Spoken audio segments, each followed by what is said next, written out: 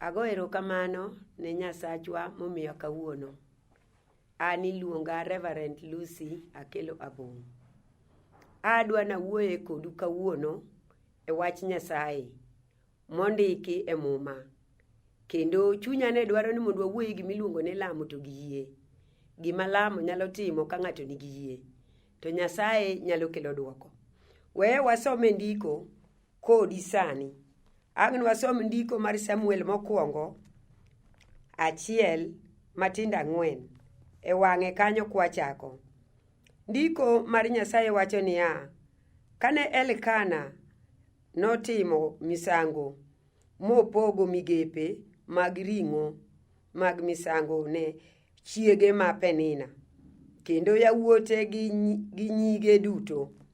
Nohero Ana, to kata kamano nomiye migawo achiel, nimar Ruoth Nyasaye ne ok omiye nyathi. Nyiek Ana ne chunye ne chandore, kendo nochando Ana malit. Konyiere nikech Ruoth Nyasaye ne ok omiye nyathi.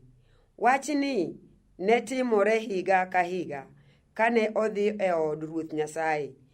Nyieke nosiko ka chande, omiyo chunye ne lit. Noywak ne Nyasaye kuome. Agone Nyasaye erokamano ma wabiro dhi kodi matin ka matin.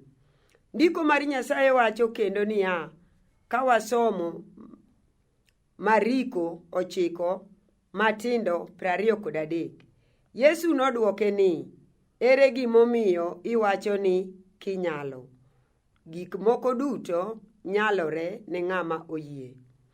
Gikanyo wuon rawerano nokok matek niya, ayie, to ka konya nikech yiena orem.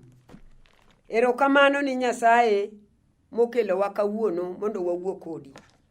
Ndiko mar Nyasaye wacho ni ne nitie jatich Nyasaye miluongo ni Elkana. Elkana ne nigi chiege ma Ana, kaachiel kod jaode ma Penina. To ndiko wacho niya, Ana nodhi adhiya tedo kaka ji dhi. To kane ochopo kuno, nokong'eyo nonyalo romo kod chandruok manoromogo. Kendo kane odonge ngimane, nokopar nonyalo bedo migumba. Kata kane owuotho, kata konindo, mano ne pok oparo. Nong'eyo mane odhi kaka nyiri wetene odhi. Kendo nong'eyo ni ngimane dhi bedo maber kaka jomoko be ngimagi ber. Apoya nono kaka ng'ol ok nyal yombi, nopo ka koro onge kod nyathi. Kendo temo gi ngimane duto mondo yudi, mak mana nokonyal yudo. Kata obedo ni mago ne timore, ne pod oluoro Nyasaye, kendo nolamo Nyasaye, kendo noyie kuom Nyasaye, ni Nyasaye molamo ni chiemo achiel nokonye. To kaka ne odhi aming'a, nopo nono ka Elkana chuore nonyombo, manonyuomo nyako machielo miluongo ni Penina. Ndiko mar Nyasaye wacho niya, Penina ne chando chuny Ana, kendo nosiko yanye nekech jaode nekech nokoyudo nyathi. Ing'eyo ni gimoro nyalo timore ne ng'ato to kong'eyo. Koro ng'ato nyalo neni ni gino otamore timore ni nekech dwachi. To ndiko mar Nyasaye wacho niya, ne timore ne mak mana no onge nyathi.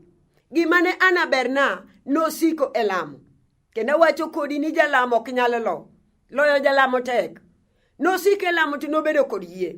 Chiemo achiel ne Ana okuno chiemo, moparo ni mondo odhi olam Nyasache, mondo Nyasaye kanyalo duoke, to Ruoth mondo duoke. Ndiko mar Jehova wacho ni sama nokuno chiemo, ang' jaode Elkana nene, mopenjo ni Ana, donga ber ni moloch wapar? Onge kumondiki ni noduoke. Ndiko wacho niya, Ana nodhi e lemo, modhi Silo, mondo obed piny, mondo olam Nyasaye. Sama nodhi e Silo manobedo piny, nodhi e ot kende, kendo onge ng'at manokono ni konya, onge ng'ama nomako. Rem mane en go, gima nochune, chandruoge norome, makama notere notame, ng'ama ne nyalo mako ene onge. Nong'iyo, winjo kaka ji wuoyo, owinjo weche matek koni gi koni, omiyo chuny Ana nokethore, mowacho ni gima tim, ma chandruoga, mane momaka kenda. abiro dhi od Nyasaye mondo awuogo, Nyasaye manochweya manong'eyo kaka chal. Ji ok ong'eya, mak mana ni ng'at mong'eya malong'o en Nyasaye. To nodhi kuom Nyasache kokuno chiemo koywak. Maka chieng'no Eli jadolo nobiro, oyudo ka pi wang'e kendo dhoge diamore, to wuoyo kende, to penje ni Ana, we kong'o, ibiro mer nyaka karang'o? Andiko wacho ni Ana nowuoyo kode, mokone ni Ruoth, pok asemadho gima kech, kendo ok an dhako machach. Chandruok ma an go e moromo chunya. Agone Nyasaye maduong' erokamano. Sama ne koro neno ka chandruok oromo chunye, oywak, pi wang'e dhoge diamore, to gima ne en go ne en gi chandruok. Chandruok mane en go ne nyalo tame chiemo, makata miye gik mabeyo, kata jaode no ere, to chandruok norome. Weya kod osiepna, nitie chandruok moko makata iblong'o, makata in dhako maber, makata in dichuo malong'o, tiwinjo chandruok nyalo romi. Makami nyalo tere notame. Omiyo nokuto kende, mowacho ni gini ane moroma. Onge ng'ato machielo mabiro chalo koda. Ane ma chandruok oroma, ane ma nindo tamore tera, ane ma ane oda, kata wadhi silo itimo misango, ane miyamna lemo achiel kende. To jowadwa timiyo lemo maber. To ndiko wacho ni ne en gi yie, kaachiel kod lamo. Sama ilamo otudore gi yie, to gimoro matek Jehova Nyasaye nogolo. Nokolam kokecho, nokolam kamirimo make, nokolam komako sigu, nokolam koyanyo jogo, nolamo kong'e ni Ruoth ane ma jaricho, resa mondo igola chandruogni. To ndiko wacho niya, Jehova nowinjo lam. Ka jadolo penje ni Ana, ang'o ibiro mer nyaka karang'o? Okone ni ok an dhako machach, an dhako malong'o, to gimoroma en mana chandruok momaka. Chandruok nyalo mako ng'ato mowuok kende. Chandruok nyalo miyo kata nindo tamore teri. Chandruok nyalo miyo kata dhako malong'o ok inyal bedo malong'o kata ning'e rwakori. Chandruok nyalo rwenyi makata luoko wang'i nyalo tami, nikech iwuoyo kendi kama iparo ni kuma chandruok biro rume, biro tamore. To kawuono ka wan ka, nitie kama chandruok biro rume. Osiepna, nitie chandruok manyalo golo ka ng'ato yie kuom Nyasaye. Ng'at moyie kuom Ruoth, Jehova Nyasaye biro goloni. Mama cha nong'ado ka uri, nekech kata nen migumba, kik iweni nobet. Nomanyo kama thiedhe, nomanyo kama nyalo konyore, nomanyo gik mabeyo manyalo timone, to notamore. Onge duoko manoyudo. To kanodhi kuom Yesu, mowacho ni Ruoth, kata obedo nadhi silo, agolo sadaka, agolo achiel mar 10, atimo gik moko duto, to chandruok oroma. Kawuono abiro mondo kecha. Sama nodhi kuom Nyasaye, Jehova Nyasaye nonene kaka olemo. An ok nolemo gi chuny mokethore. Nong'eyo ni Nyasaye e jachwech, kendo Nyasaye machiwo, kendo Jehova manyalo timo. To sama nomuomore kuom Nyasaye, Nyasaye nonene ma Ruoth nodwoke. Awuoyo kodi osiepna, samoro in kanyo to in gi chandruok. In gi chandruok ma kama itero temi. Oseyanyi, osewuok kuomi, osewacho weche maricho te. Ji mang'eny osepenjo ni to magi to nyaka karang'o? An abiro isiko kama nyaka karang'o? Samoro in kata wheelchair, samoro nyoche yudo kata jali, samoro in e osiptal, samoro in oko, samoro gik miwacho ni oromi, kata gweng'u kanyo, iwuoyo kuomi mok ber. To kawuono nyalo dong' gi Nyasaye. Mikoni Ruoth kawuono nyaka ikonya. Adwaro ni mondo ikonya chandruogani. Awuoyo kuom Nyasaye manyalo goli. Nogolo mama, mane mama na nowinjo mokwe. Ndiko mar Nyasaye wacho niya, Eli jadolo nokone ni otimreni kaka dwaro mari mondo bed. To ndiko wacho niya, sama ne Eli owacho kamano, ni mondo otimrene, noneno Nyasaye, mowacho ni kare we mondo adok kod kwe. Ndiko wacho ni sama nowuok kanyo, eka nodhi ochiemo. Nekech ang'o oyudo duoko. Kata kawuono nyalo yudo duoko gokinyi. Bed ni in mapek maonge kama ng'ato nyalo konyi. Iseyuak, isepenjo, siepna onge duoko. Isepenjo ni to marani notimre nade. Ji mang'eny oseyanyi mageno ni orumo. Makata kuma koro ing'iyo koro onge. We akel yie osiepna. Kata wan bende wan gi chandruok. To ne waringo wadhi kuom Yesu, ma ja-Nazareth manyalo waro ng'ato. Ratego manokonya kane ok anyal.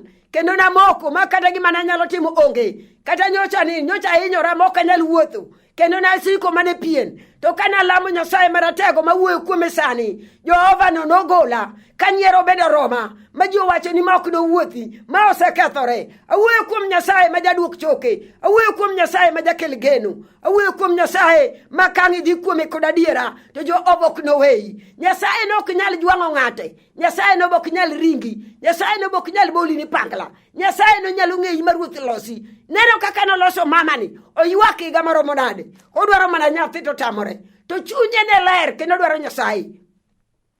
Omiyo kawuono ng'iyane malong'o, ang'o penjo ni ruoth nyaka karang'o? Inyalo penjo mang an okone ni ruoth kanine chandruoga momaka sama ne dhoga diamore ne nitie weche manowacho kanine chandruoga manigola tuoni ma nyathi miya kata mirich ok nokawie olamo mosingore gi Nyasaye chuth kod yie mang'ongo. To sama ne otimo mano Jehova nochiko wang'e mondo nene. Awuoyo Nyasaye manyalo neni makata weche tek to Jehova nyalo miyi. Inyalo wuoyo gi Nyasaye miwacho ni kanine Jehova kanine chandruoga, kanine ayanyna, kanine tuo momaka, kanine weche momaka madongo moka nyal golo, kanine kuong momako dalawa motamore wuok, kanine alam maselamo mang'eny to onge duoko, kanine ywagna, kanine pi wang'a, kawuono Jehova nyalo neni. Ang'o momoko matek manyalo tami? Onge gima nyalo tamo Nyasaye timo. Ine makiyie tikoni ruoth kanine. Emomiyo ndiko mar Nyasaye wacho kang' nwasome Mariko 9 matindo 9 kare 23 wacho niya, niwek wacho ni duto te nyalore, niwek wacho ni kanyalo duto nyalore ni ng'at moyie. Eka jaduong' no nogo koko mowacho niya, ayie mak mana yie na tin. Ndiko mar Jehova wacho ni eka Yesu nochango ne nyathi. Kata kawuono kata obedo ni yie ni tin to Jehova nyalo chango kiyie. In yie kuom Yesu mondo koni jaratego koro konya. Weche matek gi motama ok anyal. Yesu koro mak lweta, Yesu koro gonya, Yesu koro kecha, Yesu koro ywana gima tek. Kawuono Yesu nyalo. Awacho ni nobiro nyalo. Bed ni tek mok nyalre. Be nosetieko higa 100, be nosetieko 50, be nosetieko 20, be nosetieko 10, be ni 15. To Jehova dich gi yie. Ng'ati mang'no yie kuome mowachi ni ruoth aselamo to koro yie ni timo ma ok ibagni to Jehova dhi timo. Kata mana sani kata ineko dedo tanda mar bidekre Jehova no nyalo changi. Aseneno kochango ji mang'eny, aseneno kogolo nyaka joma tuo, aseneno kochango nyaka tuo mar kansa, aseneno Nyasaye ne joma oyie malong'o Jehova golo nyaka ukimwi, aseneno joma oyie malong'o Jehova golo nyaka tuoche mopogore opogore. Kata kawuono nyalo, Yesu nyalo nyaka ndulme ochango. Nyocha ni anene kochango janeko miluongo ni Mili ka tuo mako mane onge ng'ati mane nyalo konye. Sama noringo biro kuom Yesu ja Nazareth, Mili nyocha chango maka wuono ngima, nyanene kolemo, otimo neno, owacho ni Nyasaye no seneno lwete. Awuoyo kuom Nyasaye mang'eyo mok wuondi be ok jam riambo. Jehova kiyie kuome to timo, kata mana sani obiro timoni. Ang'o matek motami kanyo? Misego e mbaka gosiepe, misego e mbaka gi jou, misewuoye motamore. Ji mang'eny wacho ni anasele maming'a, to kaseneno duoko moro, okaseneno ber moro, okaseneno kwe moro. Akoni osiepna kawuono kwe nitie kuom Yesu Nyarombo. Ratego no biro kelo kwe. En kende ma ka ng'ato dhi kuome to Jehova nyalo. Osiep Lazaro ja Bethania obiro nyalo ne ng'ama dware, obiro nyalo ne ng'ama penjo, obiro nyalo ne ng'ama kwayo, obiro nyalo ne ng'ama duong'o. Yesu Kristo nyalo e gik moko duto. Kata kawuono biro nyalo ka ng'ibie ka chunyo yiech miketho ngimani mikoni Jehova abiro kuomi ne madong' kodi resa, to Yesu no resi. Gima tamo resi in gir par ariyo, to kibiro gi chuny achiel kawuono Yesu resi. Entie pod onyalo gik mane dhano ok nyal, ratego nyalo. Yesu no en achiel nyoro tinende kendo nyaka chieng', ok olokre. Yesu no kidhi kuome gik mako maduto te obiro nyalo. Aseneno gik madongo motimo, aseneno kwe mokelo, nyaka udi mokethore maonge kata gine iye. Yesu no donjo to Yesu oloso dala kata nyithindo manosewam, mamoko nodhi ka kongo gi njaga, manoweyo wach Nyasaye, mane giwacho ni dala gi orumo, gin jok koth ni jok moran. To sama ne oringo dhi kuom Yesu, ma ja Nazareth, kata ng'at achiel, Yesu nochango, ma gik moko duto notimore. Kata kawuono Yesu nyalo. Aseneno gik monyalo, aseneno kwe mokelo, aseneno era ma en go, aseneno adiera moting'o. Yesu ok wuondi ng'ato, in ng'ato nyalo wuondi. Japuonj pok wuondowa, ongima, otiyo. Ndiko mar Nyasaye wacho niya, norucho duto e Golgotha Kalvari, norucho gik manondiki, manomako go chik, manowacho ni ok nyalre. Kawuono nyalore e nying Yesu ja Nazareth. Ang'o matami kawuono? Ere kama chandino motamore nyalore? Los yie kod lamo. Mama chutwere tuwe kuom Nyasaye, to wacho ni ok abi lokora. Osiepe biro weya, ji biro nyiera, tato ok na lokra. Adwa siko kuom Nyasaye. Kata ne weche tek, anano siko. Makati nyiere, makati gwe, miwacho weche madongo. Ng'eni ka ng'ato nigi chandruok, nitie weche miwacho. To no wacho ni kata wachi, ok na lokra. Adwaro Nyasaye kende manyalo rita.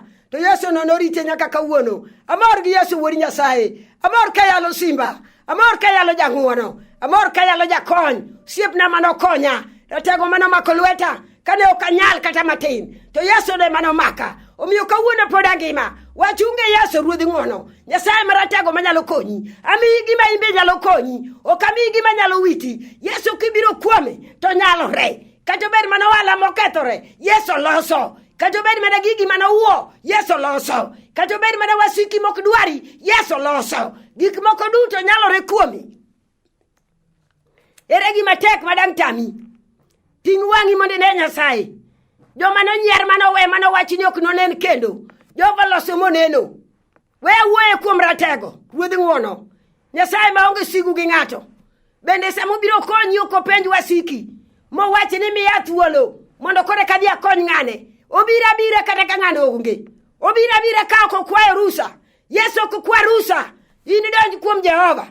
Ai mirima kod nyiego. Ai kuoth kod sigu. Dok kuom Nyasaye kende. Mondo ing'eni Nyasaye moting'o ting'ni. Sama ang' ni ne, Yesu no biro konyi. De ana nigi mirima gi sigu kod jiweke dok Jehova konye. To ne kaka Nyasaye notimo. Sama noweyo mokoni ruoth. Kata chwara berne molocho apar, to Jehova ine mi berna. Noringo kuom Yesu majab ng'uono. Oringo kuom Yesu majakech. Ratego makipenjo wach, to nyaka duoki. Dhano wadu nyalo penjo, to nyalo weyi. Awuoye chandruok moloyo gi ng'ato. Awuoye chandruok manyalo tami kadho. To lamo kod yie, Jehova Nyasaye timo. Kawuono nyalo timni. Kata bedo ni tek, Yesu nyalo timo. Doga chien kuom Nyasaye. Ikoni ruoth asebiro kod ngimana. Adwaro ni mondo ikecha. Golna gima tek ni, golna sigu ni, golna mirima ni, golna weche matek, golna gik mokanyal. Agone Nyasaye erokamano. Gik mokinyal go nyalo. Ine mapok iyie. Pod ing'icho, pod ing'iyo wasiki. Ing'icho, igo lweny, chunyi chandore, pod ineno mirima. Chunyi chandore, pod iwacho ni okimos ng'ato. Chunyi chandore, iwacho ni ng'ane notimona marach mana thoe madhi poga kode. Mago Jehova ok donje. Chom Nyasaye tir, mikori ruoth era asebiro kecha. To Yesu kechi. Ayie gi Nyasaye ma jakech ji. Kata kawuono nyalo kechi. Osiepna, dwarane gima tek e nyim Nyasaye maratego. Ang'o madetame kikelo ne Yesu Luanda. Osiep Lazaro, Nyasaye marambi mar bujo makare. Ere gima dang tame. Ng'iyane bat, ere gima dang tame. En bo chalo gi dhano. Yesu neneno ko chalo gi ng'a. Jok manoyie kuome, jogo nogonyo. Ondiko malong'o ni duto te nyalore kuome. Mana ng'amo yie. Yeye kuom Yesu. Yeye ngimani. Kati kalo matek. Kati tuo. Yie kuom Yesu. Ng'at moyie kuome ok nowe. Ng'at moyie kuome ok nojuang'. Ng'at moyie kuome ok nonyier. Ji biro nyieri to Yesu ok nonyieri. Yesu biro mako lweti. Kendo biro chung' kodi e weche matek. Dong' ineno ka moko kadho. Ka Jehova loso to ito pok iloso. Ang'o matami timo? Kawuono en ka mondo losi.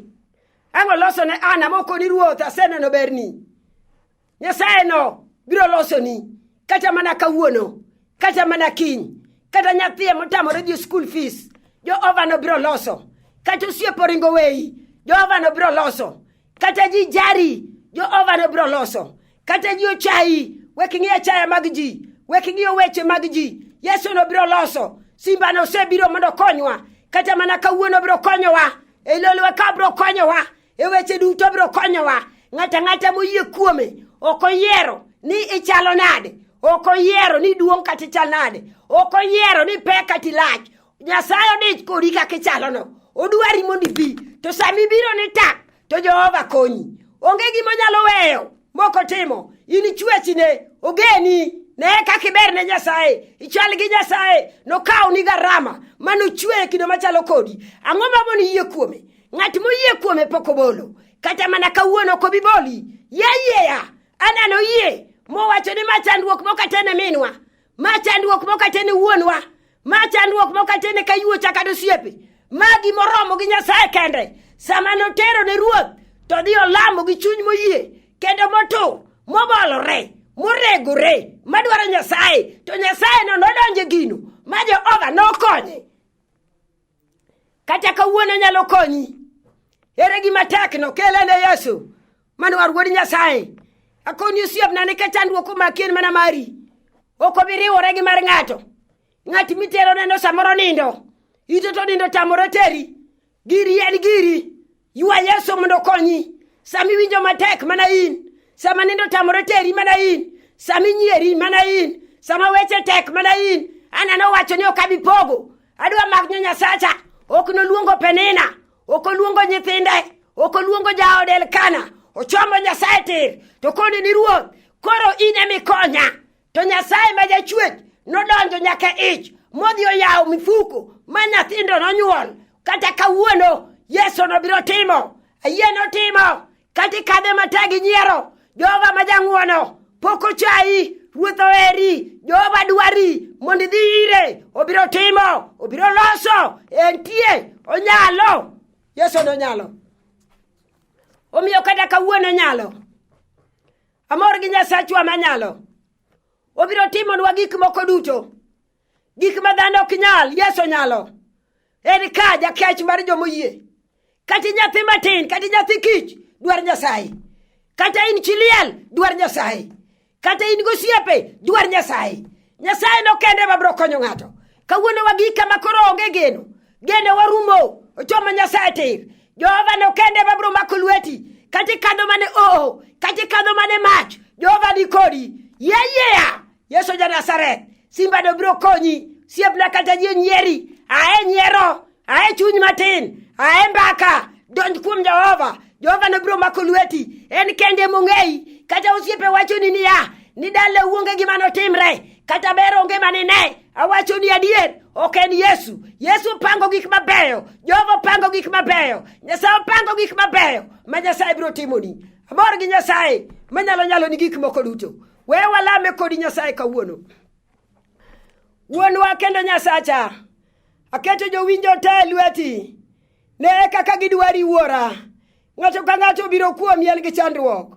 Nyasaye marategi imul nyathi kichno, imulu mamano ruoth, imulu jowa duto. Aketo Kenya lweti, imulu jowa duto Nyasaye nyaka jotendwa. Nyasaye maratego, iritwa e bwo chandruok, e bwo mor, e bwo tuo, e bwo achiedh nade. Alami Nyasaye maratego, ayie ni ne minyalo. Time ono Nyasache ono. Gisebiro kuomi, gidwari mondo gine duoko. Duoko ni kuomi a Nyasaye. Ine makirie badi to ng'ama dolo. Ria badi, imuli dalano, imuli jogi, imuli joma di ofis, imuli joma tiyo, imuli joma ni oko, nyaka jok mawuotho. Jehova Nyasaye maratego, dhi kumoro kake moro, mul Kenya gi lweti, mondo teko ni onere, irit jatendwa. Alami ka yie, ni duto te nyalore kuomi, e nying Yesu Kristo. Amen. Iluonga Reverend Lucy Akelo Abong. An jayalo, to ekindeni jatenda maduong' en Archbishop Daktari Winnie Owiti. Ayalo kama iluongo ni Anding'o. Anding'o kanyo, ane buo jatich Nyasaye Assistant Bishop Walter Julu. To Bishop wa moriwa iluongo ni Barak Oriao.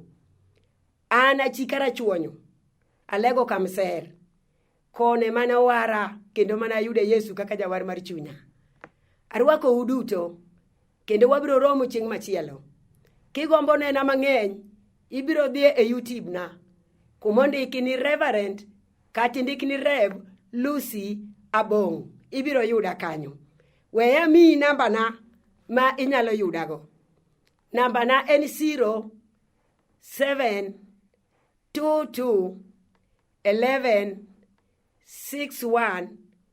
0722116188. Namba machielo en